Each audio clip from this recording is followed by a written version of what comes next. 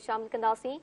पाक सेट के CEO सदाकत लियाकत जो चवण है तो धरती टीवी एक बेहतरीन चैनल है जो रीजनल चैनल होंदे भी टेक्निकल उसार और नेशनल चैनल जड़े प्रोटेक्शन रखे तो।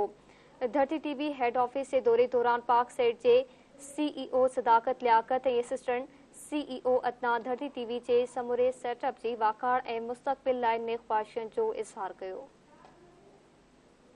पाक सेट के CEO सदाकत लियाकत और असिस्टेंट CEO अदनान कराची में धरती टीवी हेड ऑफिस जो दौरो करे समूरे सेटअप की वाखाण और नेक ख्वाहिशन जो इज़हार किया। सदाकत लियाकत और अदनान के हेड ऑफिस पहुंचण ते धरती टीवी के CEO Mohammad Amin Zakaria, MD Zaheer Mirani, director news Habibur Rahman Nukrich और director current affairs Zoheb Zardari आजियां कई। पाक सेट के वफ़द न्यूज़, करंट अफेयर्स और टेक्निकल समेत मुख्तलिफ शोबन जो दौरो करे कम जो मुआयनो किया, जै दौरान टेक्निकल हेड पारा खेन ब्रीफिंग दिनी वही। सदाकत लियाकत और अदनान धरती टीवी हेड ऑफिस के दौरे दौरान रोज़ानी सोब और जागो अवाम अखबारन जो मुतायलो पिण कियो।